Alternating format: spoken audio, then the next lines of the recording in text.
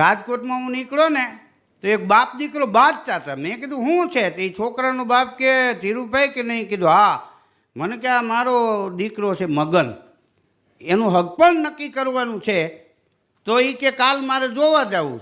તો મેં કીધું હવે અત્યારનો યુગ છે બાપા, હવે જાય બધાય જોવા. પણ મને કે તમને ખબર નથી, એ તોતળીઓ ગુડાણો છે, એની જીભ જલાય છે, એ જોવા જાય ને બોલશે ને તો હક પણ થતું હોય છે તો એ નહીં થાય. મેં કીધું મગન તારા માટે ના પાડે છે, તારી જીભ તોતળી છે અને તું બોલીશ તો હક પણ નહીં થાય, એટલે જોવા જવાની ના પાડે. તો મગન કે હું માલું માલું ખલાપ કરું,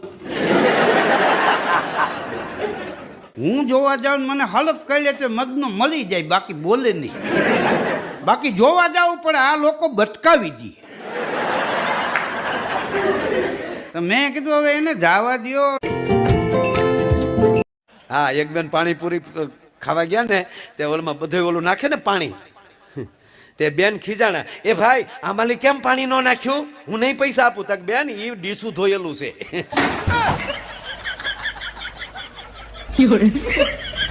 જે દોનો પ્લાસ્ટિકની ભૂંગળી કૂતરાની પૂંછડીમાં ભરાવતો હતો.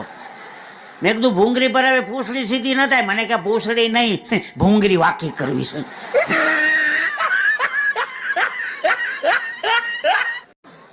તમને કોણ ગમે છે, ભાજપ સરકાર, કોંગ્રેસ કે આમ આદમી અમને તો હવે બેન અમને તો બધી સરકાર ગમે છે, બધા માણસ ગમે છે, તમે ગમો.